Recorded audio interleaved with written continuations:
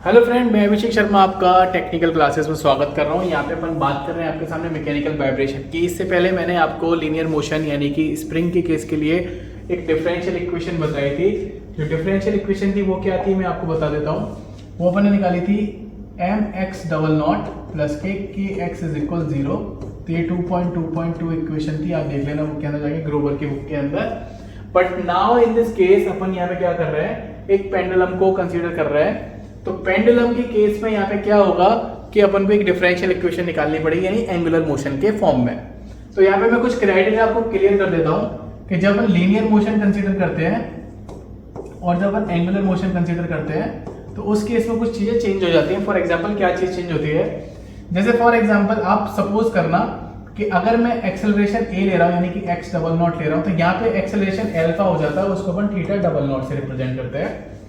इसके बाद अपन बात करते हैं वेलोसिटी जो होती है उसको एक्स नॉट से रिप्रेजेंट करते हैं, और यहाँ पे अपन जो एक्सेलरेशन बोल रहा हूँ, वेलोसिटी जो होती है उसको अपन ओमेगा से लिखते हैं और थीटा डैश या थीटा नॉट लिख लेते हैं। या डिस्प्लेसमेंट आपका एक्स ही रहता है, यहाँ पे थीटा ही रहता है।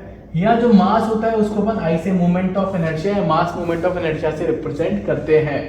तो इस केस के अंदर आपको ये मैकेनिक्स के अंदर आपने पढ़ रखा होगा कि mass movement of inertia of rod की वैल्यू कितनी होती है, ml square. Mass movement of inertia की वैल्यू कितनी होती है स्फीयर के लिए, 2/5 mr स्क्वायर। रिम के लिए कितनी होती है, 1/2 mr स्क्वायर। या आपके डिस्क के लिए कितने होते हैं, mr स्क्वायर। तो ये बहुत सारी चीजें आपने पढ़ रखी होंगी इंजीनियरिंग मैकेनिक्स के अंदर, तो अपन उसके कुछ बेसिक कॉन्सेप्ट यहाँ पे यूज करेंगे।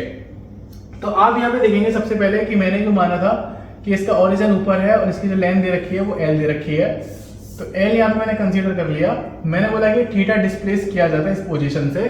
तो थीटा जब मैंने डिस्प्लेस किया इस पोजीशन से, तो मुझे पता है कि ये इसका एक डिस्प्लेसमेंट कंसीडर हुआ, और जो लीनियर डिस्प्लेसमेंट है एक तरीके से देखा जाए तो वो x है। तो यहाँ पे जो इसका बॉब बोलते हैं, BOB बॉब, तो जो बॉब का मास दे रखा है वो m दे रखा है। तो वेट देखेंगे तो उसका mg कंसीडर किया जाएगा। कितना है, mg वेट कंसीडर मैंने कर लिया। तो इस पर्टिकुलर पोजीशन के लिए अगर मैं आइडेंटिफाई करूं कि इस पेंडुलम को इस सेंटर पोजीशन तक आने के लिए कितना वर्क करना पड़ेगा, तो फोर्स इनटू परपेंडिकुलर डिस्टेंस या मूवमेंट भी बोल सकते हो। तो मूवमेंट कितना होगा इसका, mg इंटू एक्स हो जाएगा, जो कि इसने यहाँ पे लिख रखा है। तो यहाँ पे मैंने कंसीडर किया कितना हो जाएगा, mg इंटू एक्स।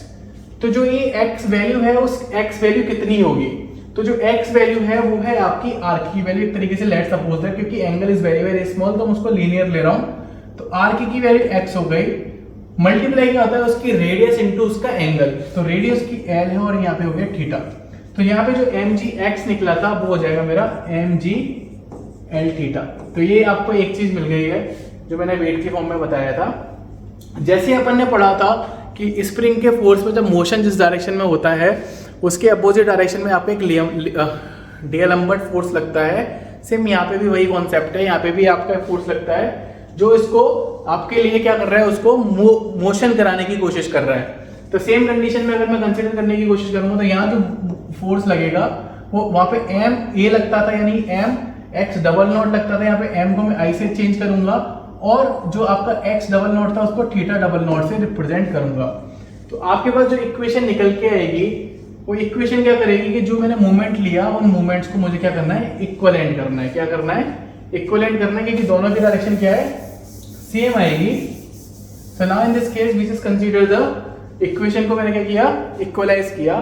तो इक्वेशन यहां से निकल के आ रही है मेरी आई नॉट, यानी ओ के लिए मैं आई नॉट लगा रहा हूं, थीटा डबल नॉट। आप इधर की तरफ लेके आएंगे तो प्लस हो जाएगा, तो उधर रखेंगे तो एम जी एल की वैल्यू कितनी, एक्स की वैल्यू कितनी है, एल थीटा। मैं इधर की तरफ लेके आया I naught theta double naught plus K M G L theta is equal 0।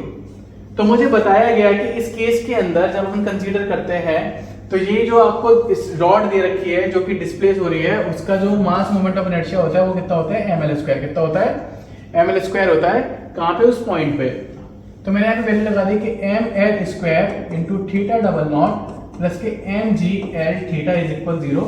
तो m से m कैंसिल आउट हो गया, l कॉमन लेके कट कर दिया, तो मेरे पास कितना बचा, l theta double not g theta is equal 0। तो यहाँ से आया थीटा डबल नॉट प्लस के g over l theta is equal 0। तो एक इक्वेशन निकल के आई। और जो ऊपर वाली इक्वेशन थी आपको याद है वो कितनी थी, x डबल नॉट प्लस के, अगर मैं यहाँ देखूँ k था और नीचे m था, थीटा इज इक्वल 0।